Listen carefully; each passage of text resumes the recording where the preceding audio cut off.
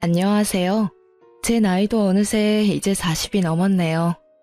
그간 시집에서 겪은 일들 정말 힘들고 길었죠. 이제 그 얘기를 여러분들에게 들려드리고자 합니다. 남편과 저는 취미 활동을 하는 온라인 카페에서 알게 되었고, 그 오프라인 모임에서 처음 얼굴을 보게 되었답니다. 남편이 먼저 제게 적극적으로 다가왔고, 저도 싫지 않았어요. 남편의 성격은 호방하고 놀기도 좋아하며 재주도 많은 사람이었죠. 기타를 잘 다루고 노래도 잘했답니다. 음악을 좋아하는 저는 남편의 그런 점이 참 마음에 들었어요. 그런데 아무리 좋아도 싫은 조건이 있더군요. 남편은 세상 여자들이 모두 기피한다는 홀어머니의 외아들이었어요. 그것도 위로 누나가 셋이나 있는 사람이었죠. 누나들이 모두 잘나가는 커리어 우먼들이라지요. 시아버지는 남편이 중학교 때 돌아가셨다고 들었어요. 가정에 그다지 관심이 없는 분이었고 술과 담배 그리고 여흥을 좋아하셨던 분이라고 하더군요. 재계에서 알아주는 사람이었지만 막판에는 결국 파산을 하셨다고 했어요. 그래서 시어머니가 이를 악물고 돈을 벌었다고 하더군요. 근데 얼마나 악바리로 모으셨는지 남편이 30살쯤 되던 해에는 서울 신촌에 5층짜리 건물을 짓게 되었을 정도로 재산을 모았다는 것이었어요. 시어머니는 게다가 오로지 아들밖에 모르는 사람이라죠. 시어머니가 38세에 낳은 아들이라 얼마나 귀엽게만 키웠을지 짐작이 가더군요. 연애한 지 1년 만에 결혼 이야기가 나왔지만 선뜻 결정이 안 섰어요. 우리가 결혼할 때쯤 시어머니의 나이는 이미 70이 가까웠죠. 비교적 늦게 며느리를 맡게 된 시집에서는 며느리가 어머니를 모시며 같이 살 것을 기정사실화하고 있더라고요. 남편도 그랬고요. 정말 발이 안 떨어지더군요. 제일 걱정거리는 아버지가 일찍 돌아가셨기에 남자가 가정에서 해야 하는 역할에 대한 롤모델이 없다는 것이었어요. 저희 친정은 부유하지는 않지만 단란한 집안이었어요.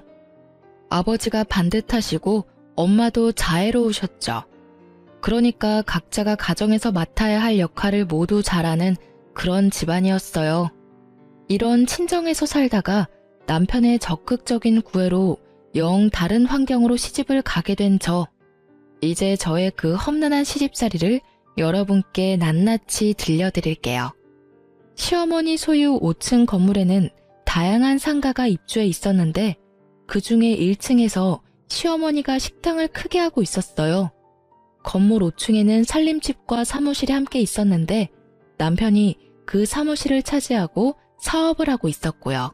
시집살이 며칠 만에 벌써 제 심기가 불편한 일이 벌어졌죠. 너는 참 살림을 잘하는구나.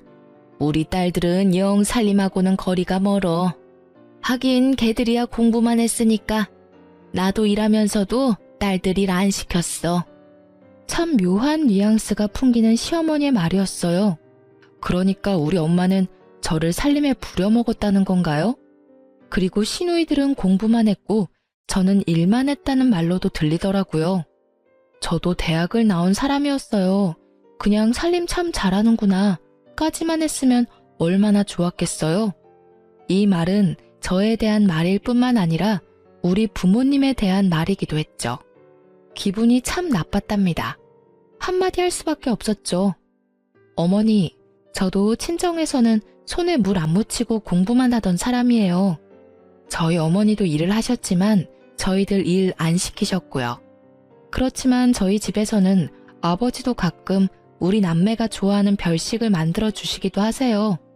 다들 기초적인 집안일 정도는 엄마가 아니더라도 할 수 있게끔 키워주셨어요. 제 말대꾸가 불만인지 시어머니가 꽁얼꽁얼 거리더군요. 시집 온 지 며칠 만에 기분이 제대로 상한 저는 퇴근한 남편을 붙잡고 어머니가 이러저러한 말씀을 하시더라 기분이 좋지 않았다 라고 말을 했죠.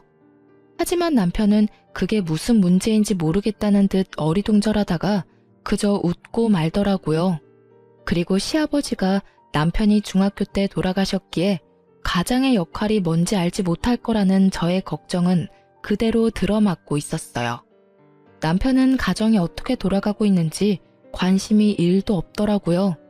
철저히 공과 사를 구별하는 사람이었고 절대적으로 공을 앞세우는 사람이었죠. 회사 일 밖에는 모든 일이 안중에 없더라고요. 남들은 제가 시어머니가 건물주인 부잣집으로 시집을 갔다고 부러워했죠. 하지만 건물 한 채가 아니라 10채가 있으면 뭘 하나요? 시어머니는 정말 돈을 안 쓰는 구두쇠 중에 구두쇠였답니다. 아주 기초적인 생활비만 주곤 했어요. 제 용돈 같은 것을 따로 기대할 수도 없었죠. 그래서 저는 남들이 부러워하는 부잣집으로 시집가서 돈은 쪼개고 쪼개서 써야만 했답니다. 시어머니가 1층에서 식당을 경영하니 거기서 가끔 끼니를 때울 수도 있으련만 늦게 며느리를 보아 며느리 재미를 단단히 보아야겠다고 생각한 시어머니는 매 끼니를 5층 살림집에 올라와서 먹었죠. 당연히 제가 그 세 끼를 모두 차려내야 했어요. 시어머니의 친정이 가까운 곳에 있기에 가끔 출타를 하시기도 하더군요. 저한테는 그런 날이 그렇게 반가울 수가 없었어요. 한 끼라도 밖에서 해결하고 오니 제가 신경 쓸 일이 줄어들잖아요. 5층 살림집은 옥상에 면에 있어서 아직 초여름인데도 많이 덥더라고요. 그런데 그해 여름 정말 살인적인 더위가 우리나라를 덮쳤죠. 보통 36도, 37도를 오르내렸어요. 가뜩이나 더운 건물 옥상의 면한 살림집에서 저는 정말 숨도 제대로 쉴 수 없었답니다. 어머니, 에어컨 한 대만 거실에 설치해주세요. 숨이 막혀서 도저히 못 살겠어요. 제가 가만히 앉아만 있는 사람도 아니잖아요. 이 상태에서는 가만히 앉아있는 것도 힘들어요, 어머니. 사실 남편은 자신의 사무실에서 시원한 에어컨 바람을 쐬면서 일을 하고 있었고 시어머니가 운영하는 1층 식당도 에어컨이 빵빵했답니다. 제가 정말 끼니 준비도 못할 정도로 힘들다고 하자 에어컨을 사주기는 하더군요. 그런데 제가 에어컨을 틀고 있을 때마다 10분 정도 지났다 싶으면 굳이 올라가서 끄는 것이었어요. 이러려면 에어컨을 왜 산 건지 알 수가 없더군요. 그런데 미국으로 유학을 갔던 막내 시누이가 방학이 되어서 잠시 한국에 오자 그 에어컨을 빵빵하게 틀더라니까요.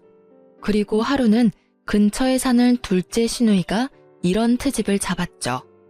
자네 우리 엄마 사육하는 거야? 먹을 것만 주면 되는 강아지인 줄 알아? 근처에 사는 둘째 시누이는 자주 집에 들러서 제 살림에 깊숙이 관여하고 있었어요. 어느 날 제가 바깥에 볼 일이 좀 있어서 점심 반찬들을 식탁 위에 차려놓고 천으로 덮어놓은 다음에 외출을 했었죠. 밥만 덜고 국만 데우면 먹을 수 있도록 차려놓은 것이었어요. 둘째 시누이가 그것을 보더니 사육이니 뭐니 하는 따위에 말 같지도 않은 말을 내뱉더라고요. 형님, 어머님 식사하실 때 반드시 중전마마 수라상 지키는 상공처럼 꼭 누가 있어야 되는 건가요? 형님도 형님 시댁에서는 맏며느리라면서요. 그런데 분가에서 사시잖아요. 시집에 가서 일주일만 하루 세끼 꼬박 해드려 보세요. 그러고 나서 말씀하세요. 그렇게 시누이와 제가 말도 안 되는 일로 말다툼을 하게 되었답니다. 시누이가 손윗사람한테 버르장머리 없이 말대꾸를 했다고 어디서 배운 버릇이냐고 했고 시어머니도 옆에서 거들더군요. 제가 더 이상 말하기도 싫어서 제 방으로 들어가려고 했더니 굳이 제 팔을 잡아당겨 자기 앞에 세우려고 하더라고요. 뿌리치는 과정에서 제 손이 시누이의 팔을 살짝 쳐냈거든요. 그런데 그걸 가지고 제가 시누이를 때렸다나요? 아, 정말 10월드라는 게 이런 거였나요? 마음속에서 못 살겠다, 아니 안 살 거야 소리가 하루에도 몇 번씩 들리곤 했어요. 어느 날 살림집 바로 옆 사무실에서 일을 하고 있던 남편이 낮에 잠시 집으로 들어왔더라고요. 남편을 붙잡고 정식으로 말을 했죠. 누나를 드나들지 못하게 막아달라고요. 그리고 오더라도 남의 살림에 이래라 저래라 자꾸 참견을 하면 저는 더 이상 여기서 안 살겠다고 경고했어요. 그런데 도리어 남편은 제게 경고를 하더라고요. 뭐? 누나더러 집에 오지 말라고 하라고? 여기가 누나한테 왜 남의 집이야? 참나. 남의 살림이라고? 그리고 누나한테 들으니 당신이 누나를 때렸다면서? 손이 시누이를 때려? 어디서 배워먹은 버릇이야. 안 살고 싶으면 지금 당장이라도 나가. 살지 말라고. 그 순간 쨍그랑 소리가 들렸답니다. 유리가 바스라지는 소리였죠. 벽에 걸려있는 액자를 남편이 주먹으로 쳐서 깨트린 것이었어요. 집안에 관심이 요만큼도 없는 남편이었지만 자기 식구 욕하는 것은 참을 수가 없었던 모양이더군요. 그렇게 저와 남편 그리고 시누이 사이는 결코 가까워질 수 없는 사이가 되었죠. 거기다가 시어머니는 가까운 시장을 가든 먼 지방을 가든 저를 꼭 수행 비서처럼 데리고 다니길 좋아했어요. 제 일정도 있고 저도 밖에서 다른 약속도 잡을 수 있는 사람인데 결코 그런 배려 없이 바로 30분 전에 이야기하고서는 꼭 같이 가야 한다고 통보하는 것이었죠. 어머니, 저도 만날 사람도 있고 밖에서 봐야 할 일도 있어요. 적어도 이틀 전에는 어딜 가야 된다고 말씀을 좀 주세요. 그래야 저도 일정 조절을 하죠. 뭘 안다고 약속을 만들고 다니니? 우리 딸들이야 밖에서 일을 하고 있으니 그렇다 치자. 너는 집에만 들어앉아 있으면서 밖에서 할 일이 뭐가 있어? 뿐만 아니라 시어머니는 이미 결혼을 한 아들의 속옷까지 여전히 직접 챙기더군요. 아침에 출근을 할 때는 이거 입혀라 저거 입혀라 하면서 남편의 옷을 골라주는 일에까지 여전히 손을 떼지 않고 있었어요. 도무지 경우라는 것이 통하지 않는 곳이 제가 속한 10월대였죠. 도대체 세상에 하나밖에 없는 외며느리한테 이렇게 해서 나중에 무슨 대접을 받으려고 그러나 싶은 생각이 들었어요. 그리고 우리 친정에 대해서는 무시하는 태도로 일관하더군요. 시집간 첫 해, 첫 명절날 친정에 가져다 주라고 선물을 내미는데 남의 명함이 떡하니 붙어있는 보기에도 초라한 싸구려 인삼 상자였어요. 그러니까 남한테 받은 선물을 명함도 안 떼고 있다가 그걸 우리 친정집에 갖다 주라는 것이었죠. 그거 가지고 당신도 나가. 보기 싫으니까 가지고 꺼지라고. 남편에게 그 선물을 집어 던지면서 화풀이를 했어요. 한바탕 싸움이 됐죠. 남편은 도대체 그게 무슨 문제냐며 제게 따지더라고요. 더 이상 남편에게 말을 해봤자 제 입만 아플 것 같아서 그만두고 그 선물을 쓰레기통에 던져버렸죠. 친정에서는 여동생에게 과일 상자를 직접 들려서 보내셨더라고요. 여동생이 저와 한 해 차이로 결혼을 했는데 바로 아이가 들어서서 배가 많이 부른 상태였어요. 하지만 앉으라는 말 한마디, 차 한 잔 대접이 없더군요. 제가 알아서 한 상 거하게 차려 여동생을 대접해 보냈죠. 그리고 다음번 시누이가 왔을 때 차 한 잔도 과일 한 쪽도 내놓지 않았답니다. 알아서 찾아 끓여 먹던 깎아 먹던 신경 쓰지 않았죠. 그리고 시모와 시누는 정말 제가 싫어하는 얌체짓도 했죠. 친정엄마가 저 힘들다고 이것저것 해주신 밑반찬을 시모가 말도 없이 시누이한테 가져가라며 챙겨주더라고요. 정말 때려주고 싶도록 밉더군요. 엄마, 이제부터는 절대로 우리 집에 보낼 반찬 만들지 마. 시누이인지 뭔지가 다 가져다 먹는단 말이야. 엄마가 얼마나 없는 시간 내서 정성 들여 만든 건데 나 아깝고 분해 죽겠어.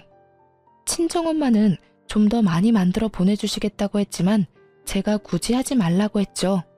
이혼이라는 단어가 머릿속에 왔다 갔다 하기 시작했어요. 물론 그렇게 된 데에는 남편의 태도도 한몫했답니다. 도대체 그 회사는 일은 안 하고 회식만 하는지 매일 회식을 핑계 삼아 술이 머리 꼭대기까지 차서 귀가하는 것이었어요. 귀가하는 시간도 밤 12시를 넘기는 것은 기본이고 심지어 술에 취해 건물 계단에서 자다가 관리인이 떠엎고 들어오는 일도 부지기수였답니다. 건물에 입주해 있는 상가 상인들이 남편에 대해서 알코올 중독자니 뭐니 하는 소리들을 입에 담고 있었죠. 그런데 남편에게는 그런 소리도 들리지 않는 것 같았죠. 정말 남보기에도 창피했어요. 그런 남편에게 정말 정식으로 제 입장을 이야기해야겠다고 생각하고 오늘은 제발 일찍 들어오라고 부탁했죠. 밤 10시에 귀가했더라고요. 이 시간이면 정말 남편으로서는 이른 귀가 시간이었답니다. 나 더 이상 못 살겠어.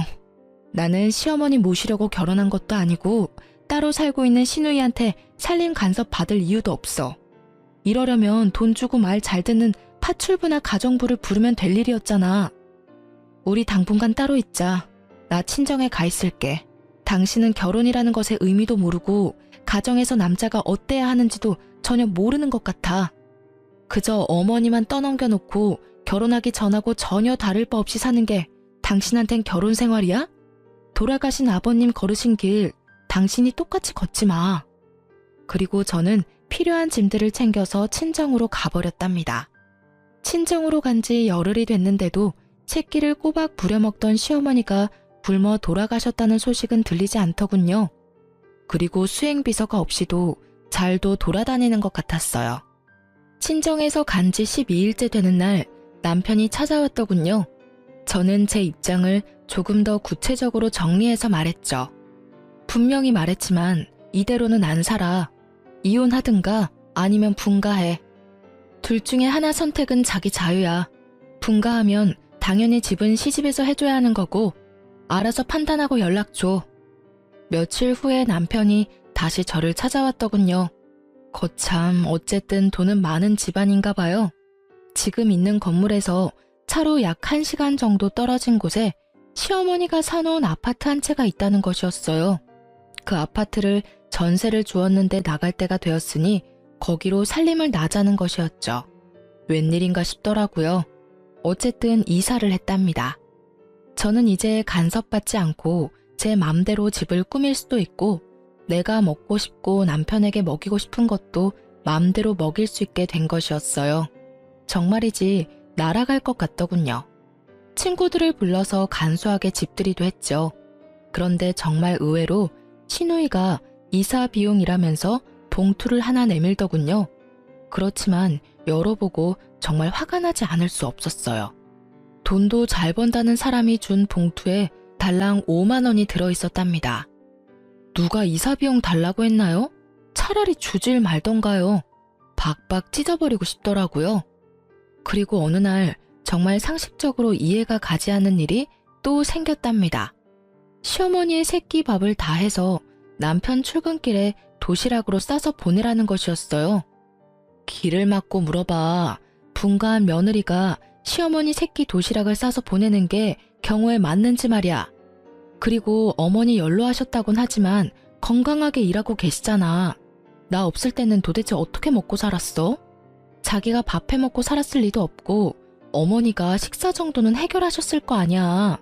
그리고 식당을 하시니 웬만한 건 거기서 해결하실 수도 있잖아. 나는 그렇게는 못하니까 가서 싫다고 전해드려. 시누이들한테 전화가 돌아가면서 오기 시작하더라고요. 도시락 싸서 보내라고요. 그렇게 어머니 끼니까지 걱정이 되면 형님들이 알아서 어머니 모시고 살라 했어요. 그리고 다음부터는 시누이들에게 전화가 오면 그냥 끊어버리고 말았죠. 그쯤에 저한테 이상한 증상이 나타나기 시작했어요. 시집까지 차로 딱 1시간 거리인데 갔다 오면 마치 부산 정도 거리에 갔다 온 것처럼 피곤하고 머리가 깨지는 것 같이 아팠답니다. 뇌파 검사를 비롯해서 별별 검사를 다 받아보았지만 뇌 쪽에는 이상이 없다는 것이었어요. 그런데도 두통이 한번 시작되면 견딜 수가 없이 아팠죠. 그리고 살이 정신없이 빠지기 시작하더라고요. 친정엄마가 보약을 지어오기도 하셨어요. 그런데 10번째쯤 뇌검사를 받기 위해서 갔던 곳에서 갑상선에 문제가 있을 것이라고 진단을 하더군요. 검사를 해보니 아니나 다를까 갑상선 기능 항진증이라고 하는 것이었어요. 모든 신진대사가 보통 사람보다 너무 원활하게 이루어진다는 것이었죠. 그러니까 조금만 움직여도 피곤하고 살도 빠진다는 것이었어요. 모든 신진대사가 보통 사람보다 너무 원활하게 이루어진다는 것이었죠. 그러니까 조금만 움직여도 피곤하고 살도 빠진다는 것이었어요. 이런 와중에 시집에서는 이제 분가까지 시켜주었으니 빨리 손주를 보여달라고 성화를 하기 시작했어요. 외아들이니 아들을 낳아야 한다나요? 그런데 갑상선 약을 먹으면서 임신을 한다는 것이 정말 찜찜하고 의사도 권하지 않는 일이었어요. 산모에게는 신부전도 나타나고 또 태아에게는 발육부진, 조산, 사산의 위험도 크다고 하더군요.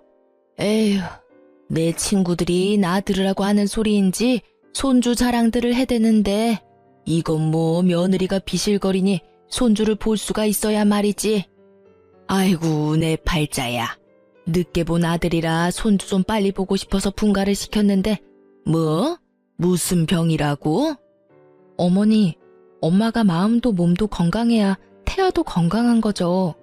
엄마의 몸 상태나 마음 상태가 이런데 어떻게 당장 아이를 갖겠어요?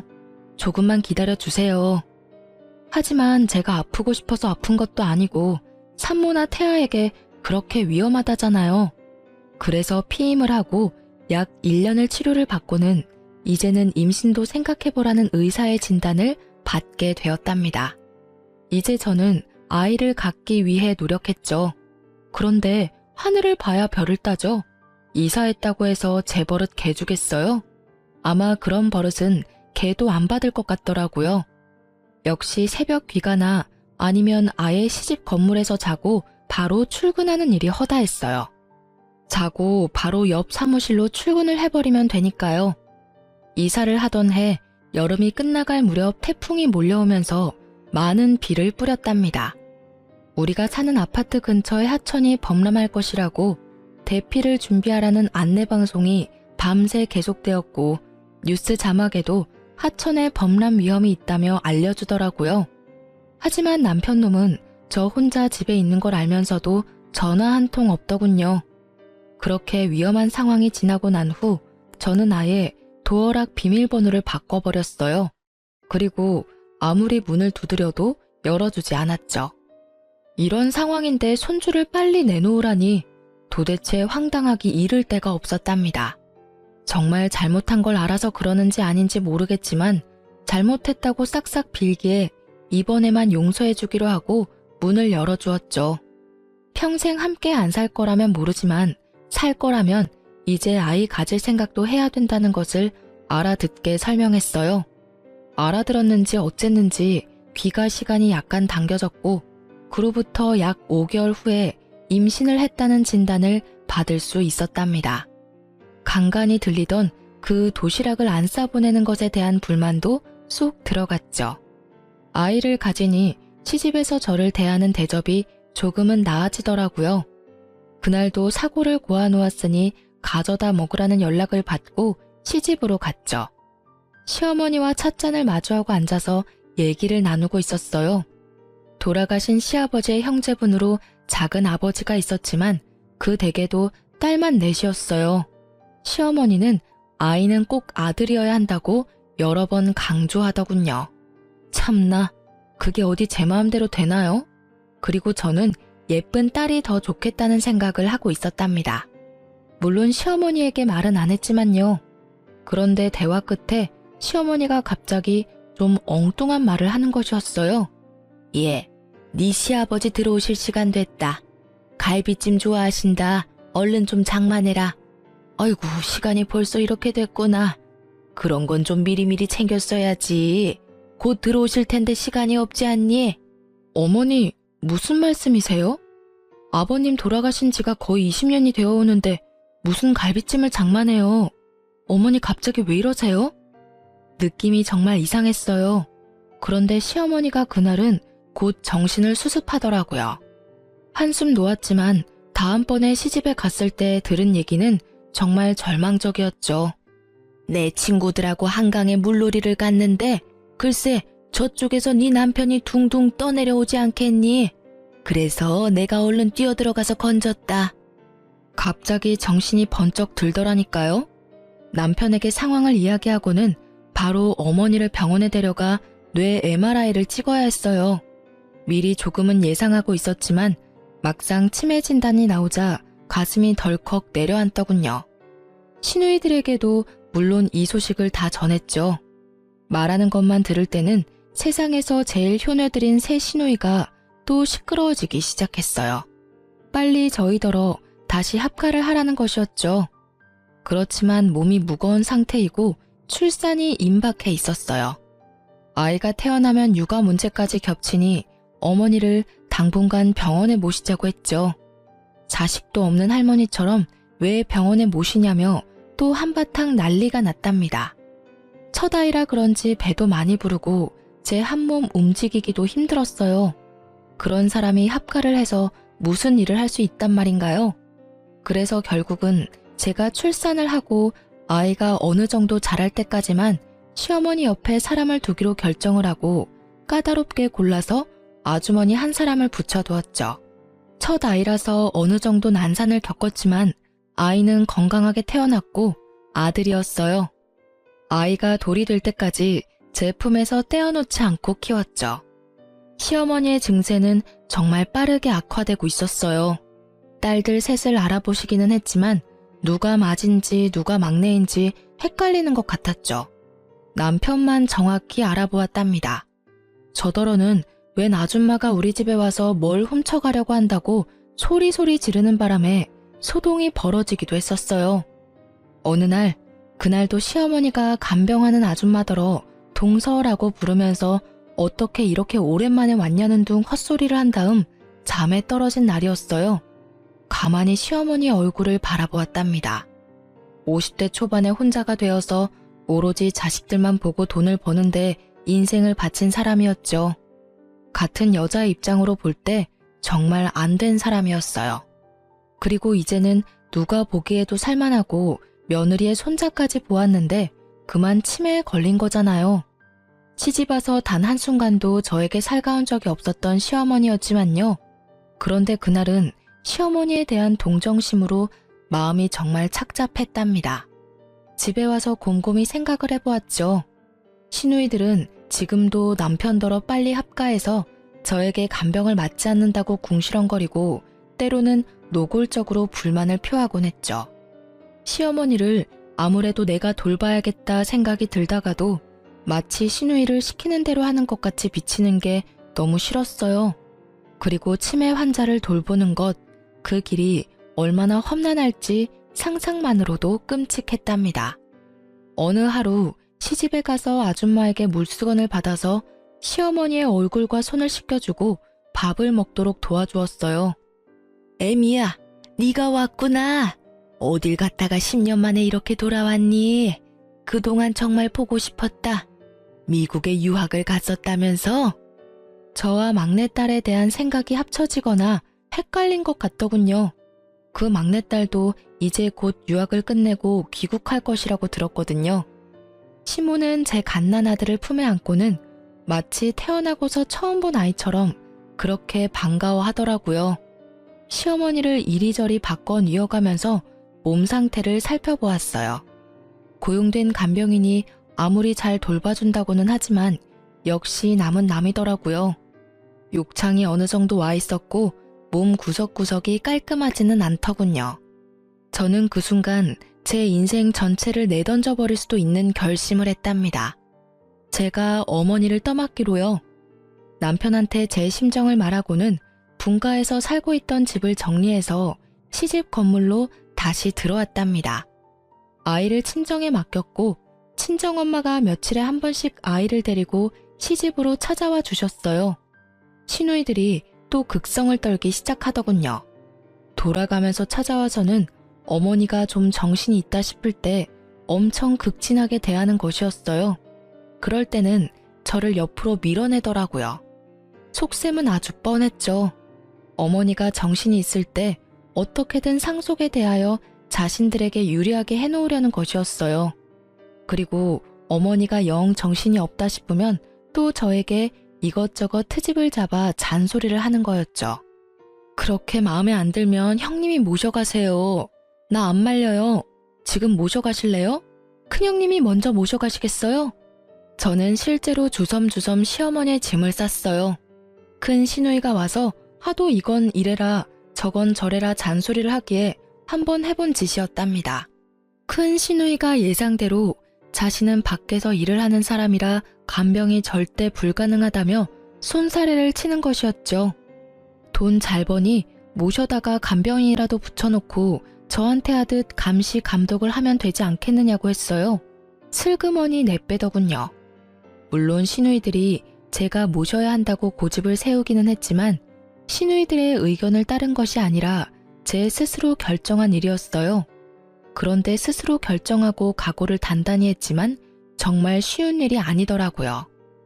네가 나 몰래 살던 아파트 다 팔아먹었다면서? 그것도 모자라서 이 집 재산 다 빼돌리려고 도로 들어왔지?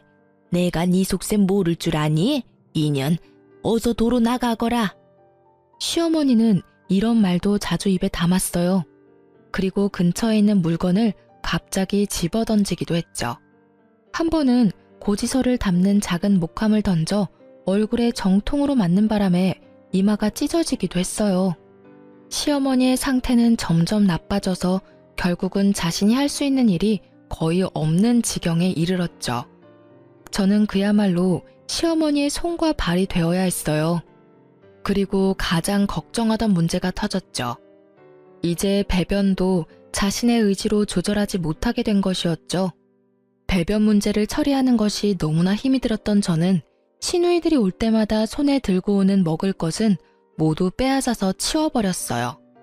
형님들이 어머니 화장실 문제 한번 도와드려 봤어요? 먹을 것 가지고 오지 마세요. 새끼만 건강하고 적당하게 드릴 테니까 그리 아시고요. 불만 있으면 지금이라도 모셔가시고요. 그렇게 치매 환자의 손과 발이 되어 살던 중 제 몸에 무리가 갔나 봐요. 어깨와 허리가 무너지듯 아프면서 도저히 평상시처럼 움직이질 못하겠는 거예요. 그래서 할 수 없이 간병인을 불렀죠. 그런데 치매 환자가 남과 식구는 어찌나 잘 구별을 하는지 간병인이 뭘 도와주려고 하면 강력하게 거부하고 가져다 주는 밥도 먹지 않는 것이었죠. 저는 거동을 하기가 어렵고 간병인은 거부하고 할 수 없이 시누이들이 당분간 돌아가면서 어머니를 맡기로 의논이 되었던 모양이더군요. 우리 집에서도 아무것도 안 드셔. 집에 가겠다고 자꾸 떼를 쓰신다고. 둘째네 집으로 한번 보내드려 봐야겠어. 둘째 시누이네 집에서도 막내 시누이네 집에서도 시어머니는 한 달을 넘기지 못했어요. 결국은 집으로 다시 돌아왔죠. 제가 온몸에 파스를 덕지덕지 붙이고 다시 시어머니를 돌보기 시작했어요. 정말 제가 전생에 죄를 많이 지었나 보다 생각이 될 정도로 힘든 나날이 흘러갔어요. 그러던 어느 날 어머니가 바깥 나들이를 하고 싶다고 하더라고요. 치매 환자를 데리고 바깥 나들이를 하는 일, 그것도 쉽지 않은 일이었죠. 어쨌든 옷을 제대로 입혀주고 휠체어에 태워서 밖으로 데리고 나갔어요. 나가보니 저 역시 너무나 오랫동안 실내에 갇혀 살았다는 생각이 들더군요. 어머니, 오늘은 날씨가 참 좋죠? 저도 정말 오랜만에 나오네요. 어머니도 나오니까 좋으시죠? 휠체어에 시어머니를 태우고 멀리 가지는 못했지만 동네 곳곳을 돌아보았답니다. 시어머니는 밖에 나가더니 무슨 생각에서인지 동네에 있는 한 가게로 한사코 가자는 것이었어요. 거기서 아이들이나 먹는 군것질거리들을 한아름 사더군요. 군것질거리들도 모두 불량식품이라고 기피하는 것들이 대부분이었고요. 그렇게 많이 군것질거리들을 사더니 몇 개만 빼고는 모두 제게 건네주더군요. 이거 네 시누이들 오면 주지 말고 너만 먹어라. 이거 아주 비싸고 맛있는 거야. 네 남편도 주지 말고 너만 숨겨놓고 먹어. 갑자기 눈물이 핑 돌았답니다. 치매 환자가 정신이 없는 상태에서 한 말이었지만 시어머니가 제게 해준 가장 살가운 말이었어요. 알았어요, 어머니. 숨겨놓고 저만 먹을게요. 어머니 것도 여기 따로 챙겨놓을 테니 아무도 주지 마시고 어머니만 드세요. 시어머니가 아이처럼 좋아하더군요. 그리고 상태는 점점 안 좋아지고 있었지만 일주일에 한 번 정도 친정엄마가 데리고 오는 손자는 정확하게 알아보았답니다. 그리고 제 아이를 보면 거의 울먹이면서 반가워하곤 했죠. 어느새 시어머니는 제게 조금씩 살가워지고 있었고 저는 시간이 갈수록 나빠지는 시어머니 상태에 동정심을 지나서 마치 우리 엄마가 어디가 아픈 듯 마음 한구석이 아파오기 시작했답니다. 남편 없이 오로지 자식들만 보고 악착같이 돈을 벌며 살았던 어머니였지만 자식들은 정말 아무 소용이 없더군요. 하루 24시간을 꼬박 같이 어머니에게 매여서 제 생활은 없었어요. 남편놈은 여전히 예전과 똑같이 어머니만 저한테 맡겨놓은 채 아들로도 남편으로도 그리고 아버지로서도 아무짝에도 쓸모가 없었죠. 그렇게 모진 세월이 흘렀답니다. 시누이들이 자주 들르긴 했지만 오락가락하는 어머니를 붙잡고 이젠 아주 노골적으로 상속에 대한 이야기를 입에 담더군요. 상속 문제에 대해서는 남편도 적극적으로 끼어들었죠. 제 눈에는 모두 아무짝에도 쓸모없는 사람들로 보였어요. 그런데 시어머니는 그렇게 정신이 없는 와중에도 재산권은 꼭 쥐고 놓지 않았어요. 그렇게 시어머니를 모신 지 9년째가 되던 어느 봄날이었답니다. 시어머니가 갑자기 밖으로 봄놀이를 가자는 것이었어요. 그러면서 옷을 까다롭게 고르기 시작하더라고요. 몇 번을 입었다 벗었다 하면서 마음에 드는 고운 옷을 찾아내어 입혀달라더군요. 어디로 가고 싶은지를 물었더니 시아버지 산소에 가자는 것이었어요. 시아버지의 산소는 서울 근교의 공원 묘지에 있었거든요. 거기까지는 먼 길이었고 꼭 차량이 필요했어요. 남편더러 운전을 해달라고 했더니 회사 일 때문에 시간이 없다면서 차 키만 던져주더군요. 애미야, 네 시아버지가 외로우시단다. 내가 가서 좀 놀아드려야겠다.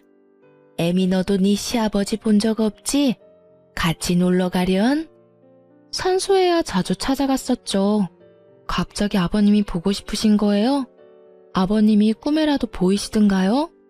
한번 외출을 하려면 그 준비 과정부터 장난이 아니었지만 간신히 차에 태워 시아버지 산소로 데려갔죠. 시아버지 산소 앞에서 시어머니가 눈물을 보이더군요. 한동안 아무 말도 없이 눈물을 보이고 있던 시어머니가 말했어요. 애미야, 네 아버지가 너더러 고생 많이 했단다. 그래서 이젠 당신이 나를 돌봐주겠대. 그리고 나한테 잘못했다는 말도 하더라. 하긴 이 양반이 나한테 잘못한 것이 많기는 하지. 참 어머니도 돌아가신 양반이 무슨 말씀을 하실 수 있다고 어머니를 돌봐주신다고 하신대요. 거기다가 잘못했다는 말씀까지 하셨다고요? 어머니, 밖에 너무 오래 계셨어요. 아직은 쌀쌀해요. 오늘은 이만 집에 가시고 다음에 또 바깥 구경 시켜드릴게요. 그렇게 시아버지의 산소에 갔다가 집으로 돌아왔죠. 피곤했는지 시어머니가 오자마자 잠에 떨어지더군요. 늘 하던 대로 다음날 아침에 물수건을 먼저 준비해서 씻겨주려고 방으로 들어갔어요. 그런데 시어머니는 아직 자고 있는 것 같았어요. 치매 환자들이 모두 그러는지 어머니만 그러는지 알 수 없었지만 우리 시어머니 경우에는 새벽같이 일어나서 배고프니 밥 달라고 소리소리 지르면서 저를 부르는 경우가 많았답니다. 그런데 오늘은 그러지도 않고 그냥 잠만 자고 있었어요. 어제 많이 피곤했나 보다 생각하고 물수건으로 어머니의 손을 씻기려는 순간 직감적으로 일을 당했다는 것을 느낄 수 있었답니다. 그 전날도 술에 취해 늦게 들어왔던 남편이 아직 자고 있었기에 고래고래 소리를 질러서 남편을 불렀어요. 제 소리가 심상치 않았는지 남편이 얼른 달려오더군요. 곧 119 구급대가 출동했고 어머니가 병원으로 이송되었어요. 병원에서 어머니가 세상을 뜬 지 이미 서너 시간이 지났다는 것을 확인해 주더군요. 제 입에서 저도 모를 통곡 소리가 튀어나왔어요. 내가 어머니 모시기가 너무 힘들어서 빨리 돌아가시라고 마음속으로 빌기도 많이 빌었어요. 죄송해요, 정말. 제가 잘못했어요. 제가 잘못했다고요, 어머니. 시누이들도 곧 병원으로 몰려들었고 사흘간의 작별의식이 끝난 다음 시아버지 산소에 합장시켜 주었답니다. 그렇게 장장 9년에 걸친 치매 환자와의 투쟁이 끝났지만 마음은 허전하기 그지없더군요. 비록 정신이 있을 때나 없을 때나 저한테 모진 말을 퍼붓기도 한 미운 시어머니였지만 빈자리가 왜 이리 큰지요. 며칠을 그렇게 허망한 상태에서 지내던 어느 날 시댁 작은아버지가 웬 신사 하나와 같이 집에 들어서더군요. 애미야, 네 시어머니께서 살아생전에 나를 시켜 이 변호사분한테 재산에 관한 유언의 공증을 맡기셨다. 그걸 집행하러 온 거야. 그 변호사분이 공개하는 어머니의 유언은 정말 의외의 것이었어요. 건물과 우리가 살던 아파트, 그리고 서울에 있던 땅까지 모두 저에게 상속한다는 내용이었죠. 정말 놀랄 수밖에 없었습니다. 유언을 공개하는 자리에 같이 동석했던 시누이들과 남편의 입에서 비명 소리가 터져나오고 집안은 그야말로 세계 2차 대전쯤 되는 전쟁터가 되었죠. 저도 시누이들도 그리고 남편도 모두 놀라고 있었어요. 남편과 시누이들은 당연히 유류분을 걸고 넘어지면서 자신들이 챙길 것을 챙겼지만 그 많은 재산 가운데 절반은 결국 제 것이 되었습니다. 작은 아버님 말에 따르면 그래도 어머니가 정신이 있을 때 연락을 취해서 이렇게 조치해달라고 했고 작은 아버님은 부탁받은 그대로 행했다는 것이었죠. 친정엄마가 몇 년 전에 하신 말씀이 문득 기억나더군요. 그날도 어머니를 챙기는 것이 너무나 힘이 들어서 아이를 데리고 오신 친정엄마에게 하소연을 하면서 울던 중이었어요. 얘야, 선한 끝은 꼭 있는 법이다. 그리고 사람은 누구나 자신의 짐 하나씩은 꼭 짊어지고 가는 거야. 피하려고 하지 말아라. 그래야 선한 끝을 볼 수 있는 거야. 이 말씀이 갑자기 생각나더라고요. 임신을 한 상태에서 시어머니의 병고안을 시작했었죠. 떠나고 나니 왜 그렇게 못해준 것만 생각이 나는지요. 그렇게 이를 갈고 치를 떨면서 보낸 세월이었지만 사람에 대한 그리움이라는 것이 참 묘한 것이더군요. 이제 남편과의 사이에 남은 일이 있었죠. 이혼 절차를 진행하려고 준비를 했답니다. 남편놈이 죽어도 이혼은 못하겠다고 버티더군요. 아마도 제게 돌아온 어머니의 재산 중 절반에 대해서 관심이 동했겠죠. 어머니 살아생전에 어머니에 대해서 정말 관심이나 있었어? 어머니에 대한 관심은 없고 오로지 재산에만 관심이 있었겠지. 그렇게 똑똑하다는 사람들이 어떻게 사람과 사람과의 관계가 그렇게 단순한 것이 아니라는 걸 몰라? 부모든 남이든 자기한테 유리한 것만 취하려는 것이 인간관계야. 당신하고 당신 누나들은 가족이라는 가까운 사람들 사이에서도 애정이라는 것이 무엇인지를 모르는 사람들이야. 나는 당신이 우리 아이에게조차도 진실한 애정을 가질 수 없는 사람이라고 생각해. 사람들이 쉽게 말하기를 아이를 봐서라도 이혼하지 말라고 하지. 그렇지만 나는 오히려 아이를 위해서 당신과 갈라서려는 거야. 사람에 대해서 진실한 애정을 가져보기를 바래. 결국은 남편이 동의하지 않아 이혼 문제는 소송으로 넘어갔죠. 저는 남편이 그간 어떻게 생활해왔는지에 대해서 건물에 입주해 있는 상인들과 동네 주민들로부터 차근차근 증언을 모았답니다. 그리고 어머니가 치매에 걸려 9년을 누워있는 동안에도 그런 생활 습관을 버리지 못했다는 것을 자세히 설명했어요. 일말의 양심은 있는지 부인하지는 못하더군요. 결국 이혼 소송에서 제가 이겼고 이제야말로 제 인생이 처음 길을 잘못 들었던 그 지점으로 다시 돌아간 것 같았답니다. 이제 제게 남은 것은 아이를 잘 키우는 일이겠죠. 친정에서 키우려고 해요. 가정 안에서 각자 자신의 역할을 해내는 사람들의 진솔한 삶을 보여주고 싶기 때문이었죠.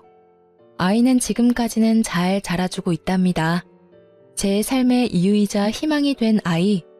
부디 장차 제 며느리에게는 아이의 아버지의 그 전처를 밟게 할 수 없다는 어찌 보면 소박한 생각으로 키우고 있어요. 그래서 우리 아들에게 시집 오는 며느리는 세상에서 제일 행복한 여자가 되어주길 바랄 뿐이랍니다. 이렇게 제 인생은 또 선한 끝을 향해서 갑니다. 결혼하고 나서부터 지금까지 제 험난한 시집살이에 대해서 말씀드렸어요.